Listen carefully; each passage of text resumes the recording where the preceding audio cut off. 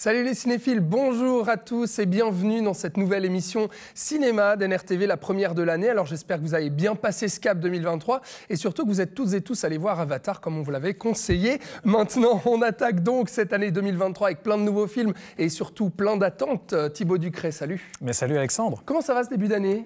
Mais écoute, ça démarre pas mal. Ouais. Il y a quelques couacs, on en discutera, mais sinon il y a des bonnes choses. Ok, on va voir lesquels sont les couacs et lesquelles sont les bonnes choses. Patrick Danton, salut. Salut. Alors comment vont les cinémas en janvier ? Bah écoute, pas mal, avec la suite d'Avatar, avec un Astérix qui marche très fort là, Ouais. et puis donc quelques films qui marchent bien, puis qui sont de qualité aussi certains, donc c'est cool. Eh ben magnifique, et ben justement, transition toute trouvée, puisque on va en parler de cet Astérix et Obélix, l'Empire du Milieu. C'est la grosse production française avec un budget et une promotion pachydermique par la bande de Guillaume Canet. C'est en salle donc depuis le 1er février. Puis comme le dit Patrick, eh bien ça marche très fort. On fait ensuite la fête dans une orgie dans le Hollywood des années 20 avec Babylone. C'est le nouveau film du réalisateur de La La Land avec Margot Robbie et Brad Pitt dans les rôles titres. C'est encore en salle et c'est la sortie américaine majeure de ce début d'année. Et puis on terminera ce débat avec Tar, portrait d'une chef d'orchestre incarnée par l'actrice Cate Blanchett, favorite pour les Oscars et puis déjà récompensée dans d'autres cérémonies. Le film est en salle depuis le 25 janvier. Et bien sûr, les news ciné avec vos pronostics pour les Oscars et les Césars qui vont se dérouler bientôt en février. Et en mars, bien sûr, l'agenda dans le district avec toi, Patrick. Et puis votre coup de cœur à tous les deux pour voir encore d'autres films. Mais place tout de suite au débat, donc sans plus attendre, le retour de nos Gaulois préférés. On commence avec eux, avec la bande-annonce que vous avez certainement vue 36 000 fois. Je vous présente Jules César. Ça sent la victoire. un parfum en particulier. Ça sent le laurier. Coucou Jules. On est plus sûr du sapin, là. Elle aussi c'est une princesse. Non, c'est son garde du corps, il s'appelle Tatane. C'est une belle femme.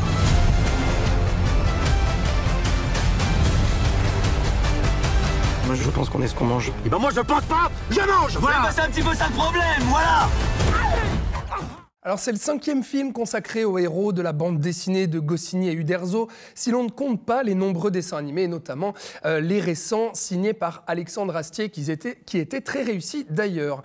On est plus de 10 ans après au service de Sa Majesté et Pathé a confié la lourde tâche à Guillaume Canet de ressusciter les moustachus en réalisant et co-scénarisant le film, mais en jouant aussi lui-même Astérix, accompagné par son ami Gilles Lelouch, qui reprend le flambeau de Gérard Depardieu en Obélix. Puis vous le savez, vous l'avez vu, un casting XXL de stars francophones qui prennent toute la place d'une histoire si maigre où il est question d'une princesse de Chine qui débarque en Gaule pour demander au village d'Irréductible de l'aider à sauver son empire. Voilà un petit peu pour le contexte. Alors oui, Patrick l'a dit, c'est un gros carton. En France, on parle du meilleur démarrage depuis 15 ans. Et en Suisse, Patrick, ça marche très fort aussi cette première semaine.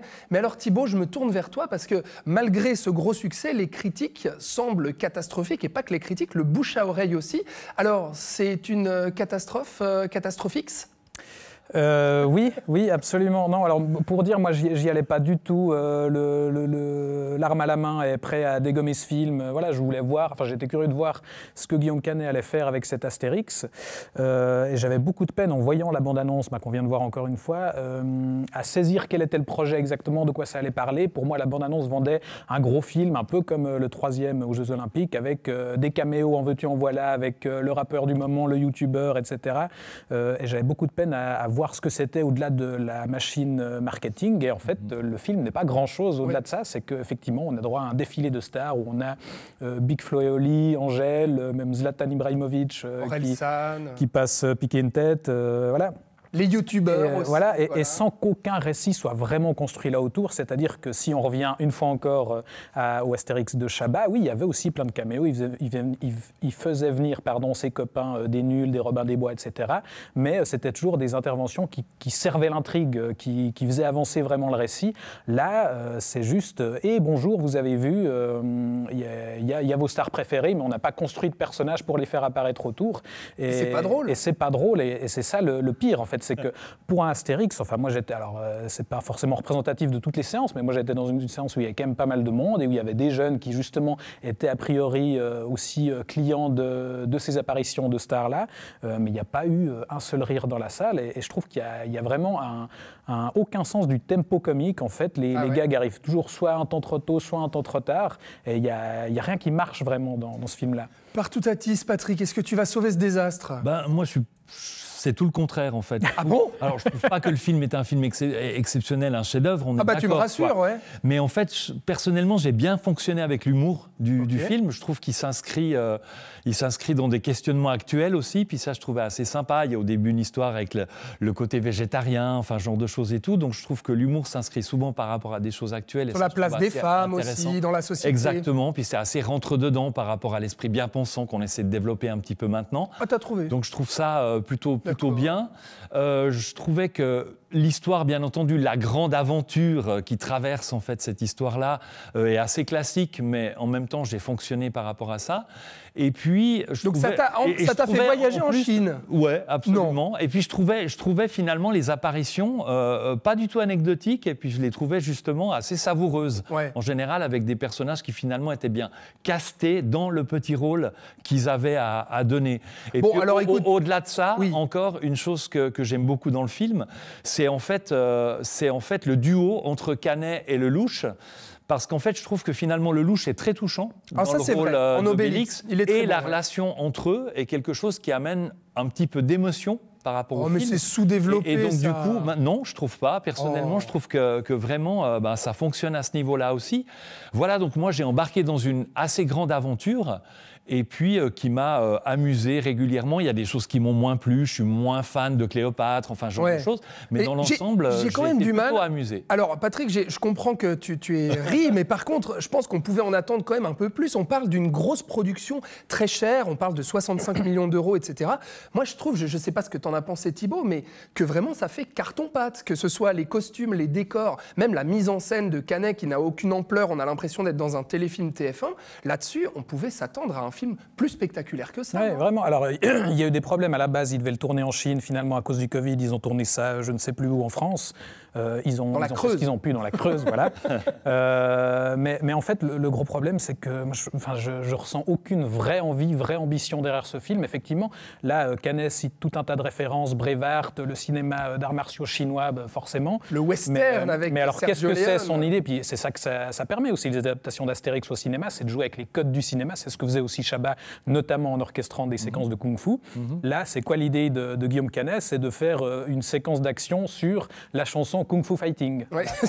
C'est ça dit son ambition. Toute l'âme du projet. Patrick, je te laisse quand même juste rebondir très rapidement si tu as quelque chose pour contredire notre ami Thibaut. Voilà, après, moi je pense que c'est aussi une question, il y a aussi la question de l'amusement. Je pense qu'il y a aussi une équipe qui veut s'amuser, qui fait un film aussi avec plaisir, et je pense que ça se ressent à travers le film aussi. Je ne crie pas au chef-d'œuvre, hein, on s'entend. J'espère bien, Patrick. En termes de divertissement, d'amusement et même du casting, je trouve que le film fonctionne très bien et plutôt donc, on passe un bon moment. Alors, en résumé, Patrick, Astérix et Obélix, l'Empire du Milieu de Guillaume Canet, tu recommandes d'aller voir, à ma grande surprise. Moi, je ne suis pas du tout à dire aux gens... Enfin, j'ai aussi dans la tête ce qui avait été fait sur le Britannia ou sur les Jeux Olympiques qui, là, étaient de réelles catastrophes. Donc, tu te dis, ça rehausse un petit peu au-dessus, le niveau. Vraiment, bon, Thibaut, je crois que sans surprise, on aura compris ton avis à toi. Écoutez, si on en croit Guillaume Canet, il faut absolument aller voir ce film pour sauver le cinéma français, sinon tout va mal aller. Non, moi je recommande vraiment pas d'aller le voir. Ouais, bon, voilà. Pour donc cet Astérix et Obélix, l'Empire du Milieu, on va voir si vous recommandez tous les deux. En tout cas, si ce film-là va vous mettre d'accord, c'est Babylone. On change de registre, on retourne faire la fête donc dans les années 20 à Hollywood. Regardez.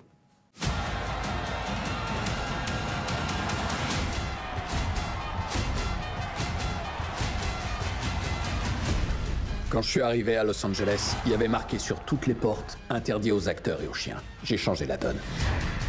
Êtes-vous prêts pour quelque chose de nouveau? Wow! Tranquilo, tranquilo, señor.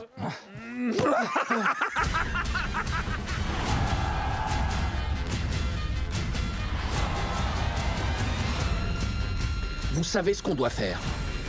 On doit casser les codes. Coucher nos rêves sur la pellicule pour qu'ils entrent dans l'histoire. Qu'on puisse regarder l'écran et se dire « Eureka !» je suis plus tout seul. Comme dans l'un de ses films de chevet, visiblement, Chantons sous la pluie, eh bien, le réalisateur Damien Chazelle nous plonge donc dans le Hollywood barré, fou et décadent de la fin des années 20 à la période charnière où le cinéma eh bien, passe du muet au cinéma parlant. Le réalisateur franco-américain qu'on a connu pour La La Land, Whiplash et même First Man met en scène Margot Robbie en jeune starlette qui veut percer et Brad Pitt en star du muet sur le déclin. Alors, c'est une grande orgie festive. Tu as fait la fête, Patrick? C'est bien réducteur de réduire le film à une grande orgie festive. Pour moi, c'est vraiment un des plus grands films que j'ai vus ces dernières années. Honnêtement. Ah oui, ces dernières années. Ouais, vraiment, carrément. Et je pense que c'est un film qui va prendre une place importante dans l'histoire du cinéma. J'en suis persuadé. Pourtant, c'est pas l'avis de tout le monde. Non, c'est pas l'avis de tout le monde et je hein. comprends tout à fait, en fait. Mais le film, il a un discours qui est hyper fort sur le développement d'Hollywood, sur la corruption qui s'y installe, sur les abus qui ont lieu, sur le pouvoir incroyable que va avoir l'argent et différentes choses comme ça au niveau de ce milieu-là. Mais est-ce que dans ce milieu-là, voilà, c'est aussi une question que pose le film.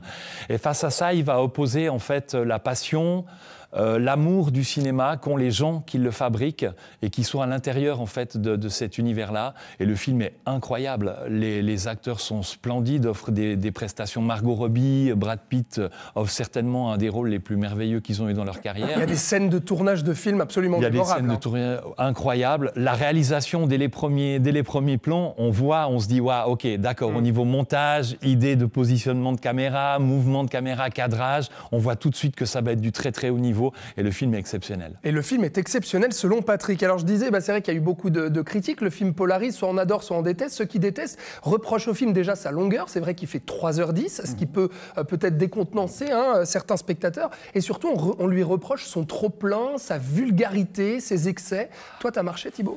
Oui, complètement, et par rapport à cette critique justement de la vulgarité, je ne suis pas du tout d'accord, parce qu'effectivement on nous montre un Hollywood de la débauche, etc. Mais la nuance que j'apporterais, c'est que pour moi c'est un film qui est grossier, oui, ça commence littéralement dans les 5 premières minutes, on a un éléphant qui nous chie littéralement à la gueule, donc ça démarre pas mal. Mais c'est un film qui est grossier, mais qui n'est jamais vulgaire. Disons que c'est toujours cohérent, la manière dont il utilise la trivialité, des choses comme ça. Et c'est pour moi vraiment, je rejoins Patrick, une expérience de cinéma, mais comme j'en vis assez rarement et comme j'en avais pas vécu depuis Avatar, je pense. Là, dans ce film-là, on a vraiment tout le goût de la musique de Chazelle, où c'est en fait une succession de morceaux, où on a des montages alternés, où on suit les personnages en parallèle qui sont en train de tourner des scènes ou de faire la fête, etc. Et la sauce monte jusqu'à l'explosion, et c'est ça pendant 3 heures, avec un sens de la rupture aussi à la fin de l'explosion, de la pause où tout d'un coup on a du silence, chose assez rare au cinéma, et il y a un sens du rythme, là pour le coup contrairement à Astérix, c'est du tempo qui est assez hallucinant et qui moi vraiment m'a pris pendant 3 heures. Mais alors, par rapport à deux choses, par rapport à la rupture, effectivement le film réussit à nous faire passer de scènes complètement délirantes, ironiques, cyniques à souhait, à des scènes très bouleversantes où effectivement, comme dit Thibaut, ça s'arrête, on est cadré sur un personnage, sur leurs relations, etc. Et on est bouleversé en quelques secondes. Il y a vraiment cette chose-là. Et juste pour revenir par rapport à la vulgarité, encore une fois, je pense que le film, il veut... Qu'est-ce qui est le plus vulgaire, en fait? Et je pense que le film décide volontairement d'aller dans une certaine outrance pour montrer, en fait, où est la vulgarité. Est-ce que c'est pas aussi, justement, toutes ces bassesses par derrière, ce pouvoir, cet abus de certaines choses qui est la vraie vulgarité de cet univers-là et du monde, peut-être, dans lequel on vit actuellement. Mais alors, comment expliquer l'échec commercial du film? Parce qu'il est sorti fin décembre aux États-Unis. Mais c'est tout à fait normal. Non, mais c'est étrange quand même. Alors, le film marche très bien chez nos voisins français. Par contre, aux États-Unis, c'est une catastrophe. Le film a coûté 80 millions de dollars. Il en rapporte 40 millions dans le monde après un mois d'exploitation.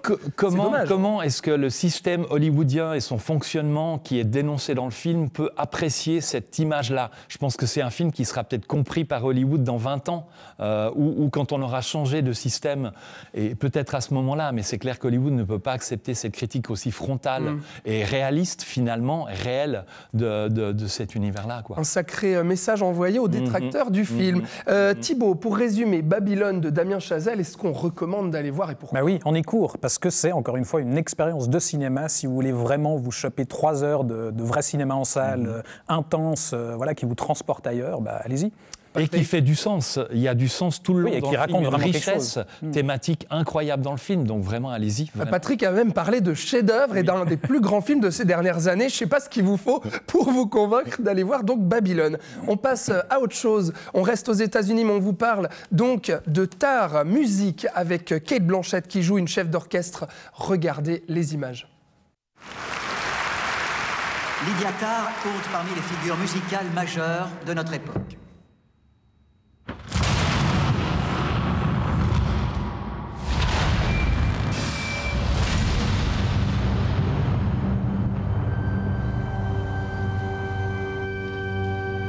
On a un problème. J'ai encore reçu un message bizarre. Il n'y a aucune raison qu'on se retrouve mêlés à cette affaire. Je m'inquiète. Elle se recroqueville sur elle-même. Si tu veux prendre part au bal, il faut que tu serves de compositeur. Tu dois te sublimer toi, ton ego et oui, ton identité. Tu dois te tenir devant le public et devant Dieu et t'effacer totalement.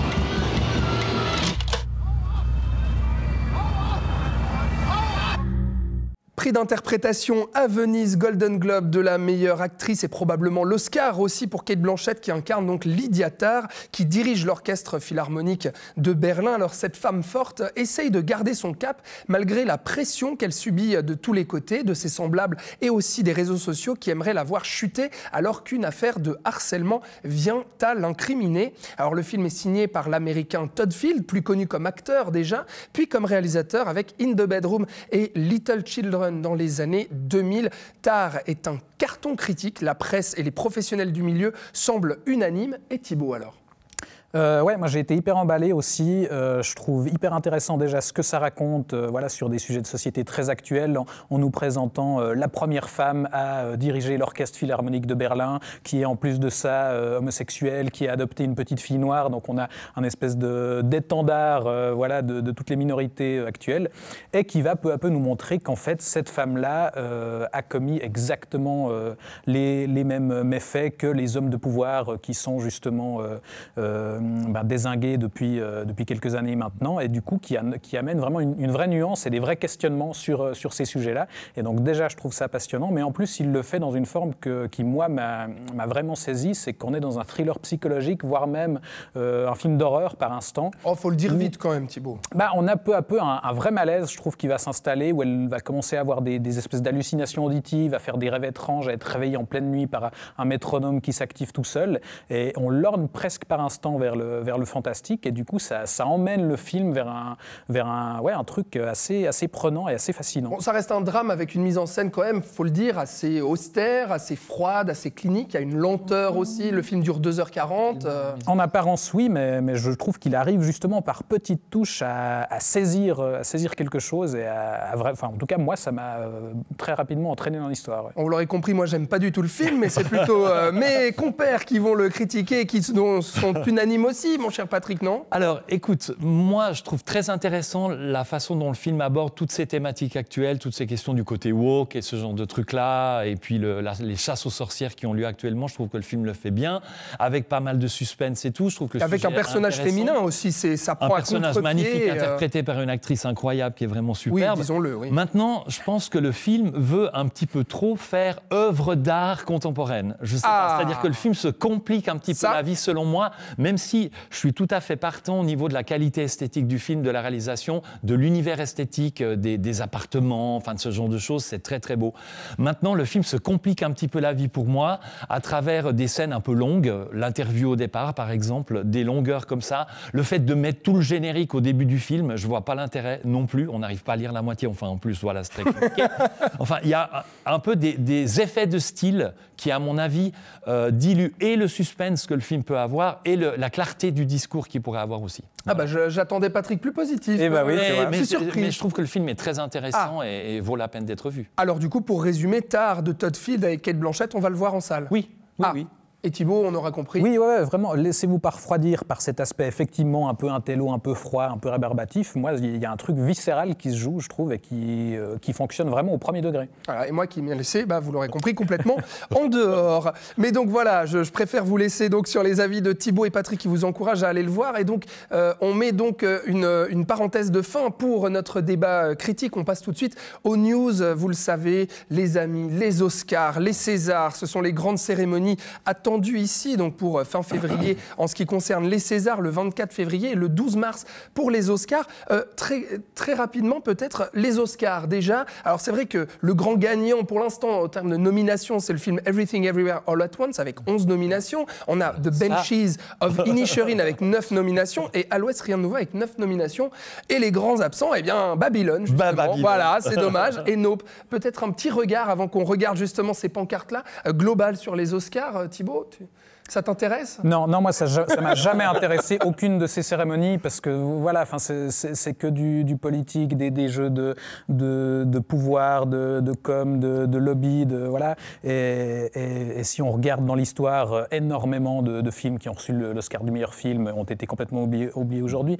Et voilà, c'est que où on suit l'air du temps, où voilà, on fait du copinage. Et donc non, moi ça m'a jamais intéressé ces cérémonies. Bon, écoute, tu vas quand même essayer de faire tes pronostics, Patrick. On regarde peut-être, voilà, à l'écran. Alors, meilleur film, on voit les nommés, voilà, nos téléspectateurs vont voir les nommés qui s'affichent pour le meilleur film. Alors, Patrick, dis-moi, c'est qui, selon toi, qui va gagner et c'est qui que tu aimerais voir gagner ? Alors, j'aimerais bien voir gagner Babylone, mais il n'y est pas, malheureusement.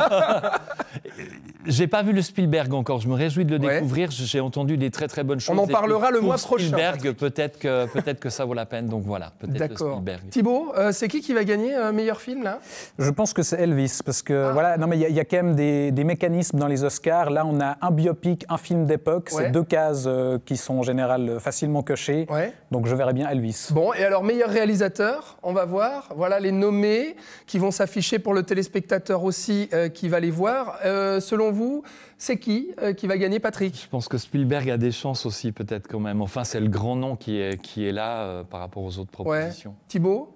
Moi, je verrais bien Tar, pour le coup. Ah, Tar, d'accord. Todd Field en meilleur réalisateur. On passe au meilleur acteur ou la meilleure actrice. Je ne sais pas ce qui vient ensuite, mais on va le découvrir ensemble. Oui, meilleur acteur, Austin Butler, Colin Farrell, Brendan Fraser, Paul Mescal, Bill Nighy. C'est qui gagne, Patrick ? Moi, je pense que Colin Farrell, il a déjà remporté le Golden Globe. Et ça te conviendrait ? Oui. D'accord. Thibaut ? Moi, je verrais bien Brendan Fraser, parce qu'il y a le comeback, voilà, là aussi, une question de politique, où je les verrais bien récompenser cet acteur-là. Bien sûr, performance. Voilà. On verra si on reparle de The Whale, d'ailleurs, dans cette émission. Moi, j'aimerais bien Austin Butler en Elvis, mais bon.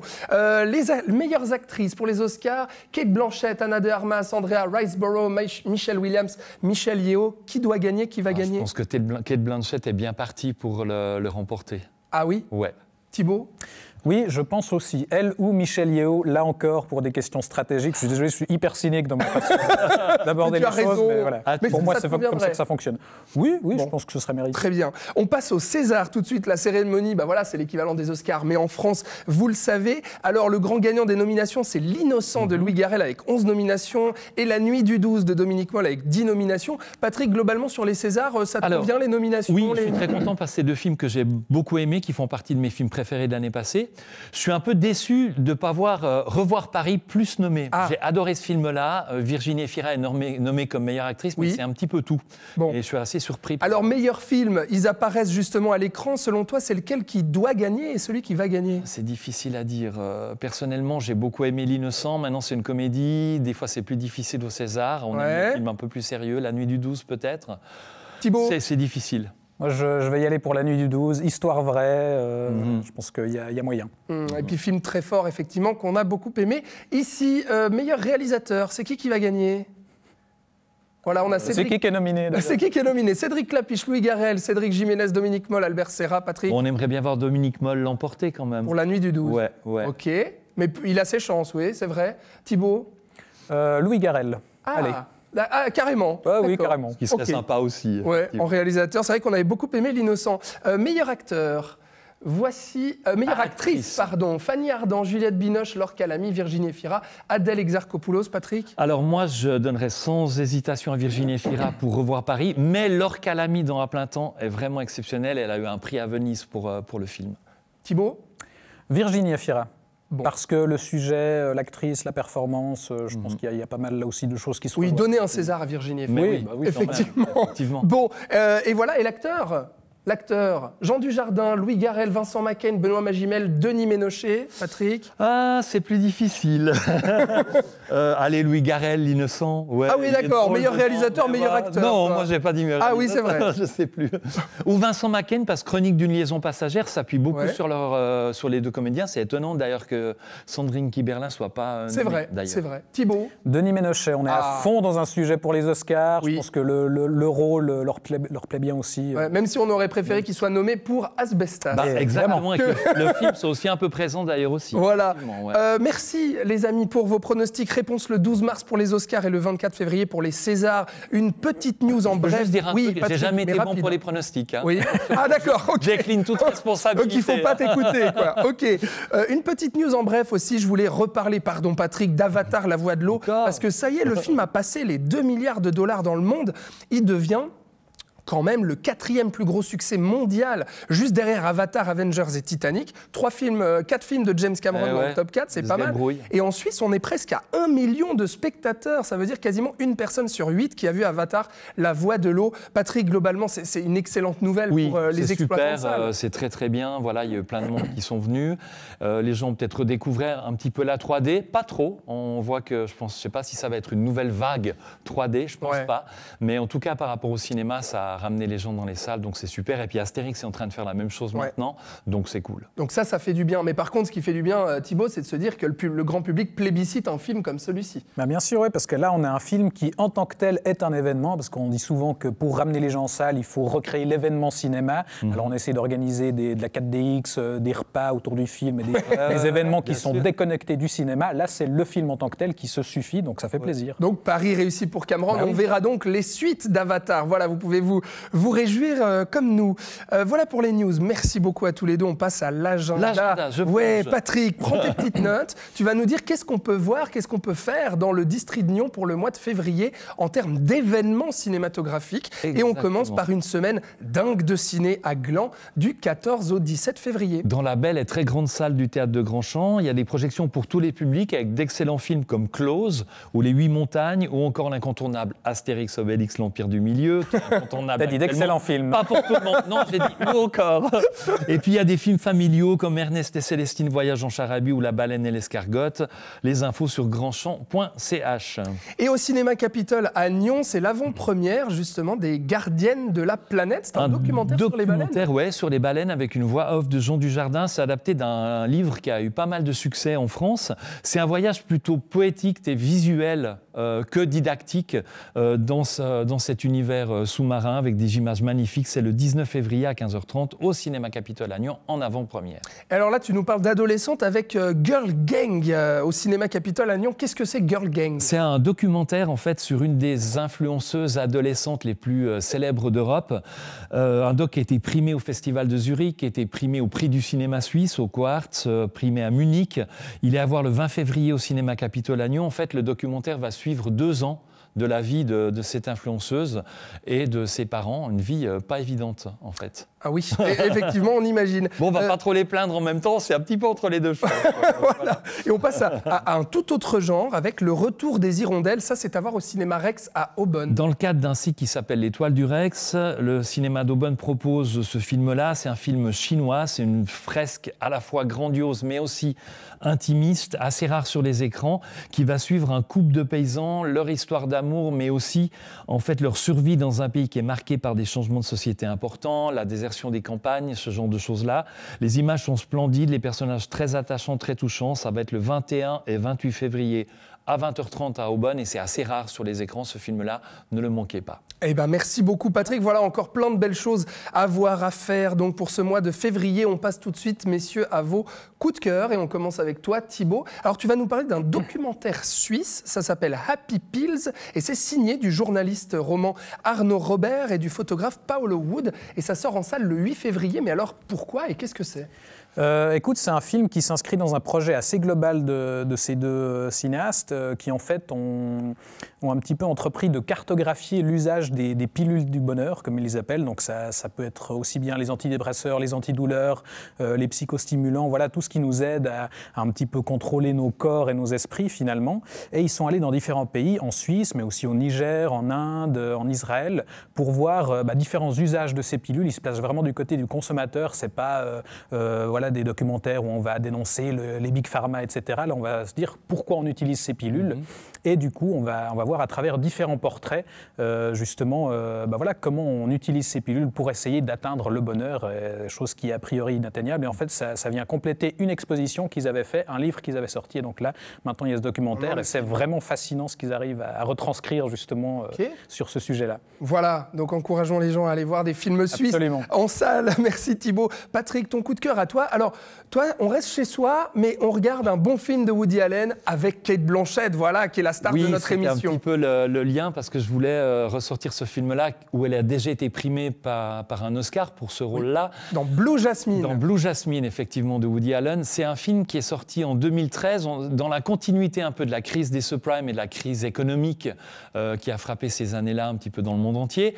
Et le film va s'intéresser à cette thématique-là à travers un personnage féminin qui est en fait la femme, en fait l'ex-femme d'un financier qui magouille, qui était très très riche et qui vivait dans la très haute société new-yorkaise, mais qui au moment où le film commence va se retrouver fauchée à la rue et va devoir aller habiter avec sa sœur qui vit à San Francisco dans un petit appartement et qui est d'un niveau social tout différent d'elle.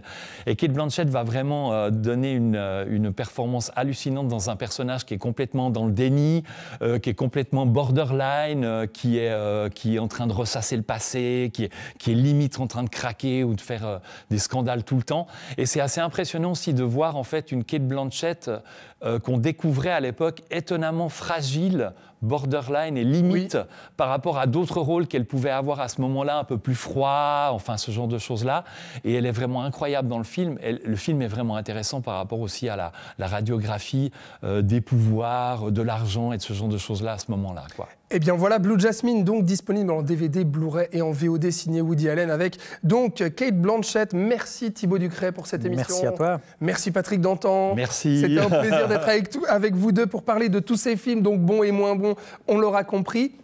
Merci à vous de nous avoir suivis pendant cette émission. On espère qu'elle vous a plu. Si oui, eh bien partagez-la un peu partout sur Internet, sur les réseaux sociaux. On se retrouve le mois prochain. On espère pour vous parler du film de Spielberg parce que voilà, c'est très bien d'ailleurs, je vous le dis. On se retrouve le mois prochain. Merci de nous avoir suivis. Ciao.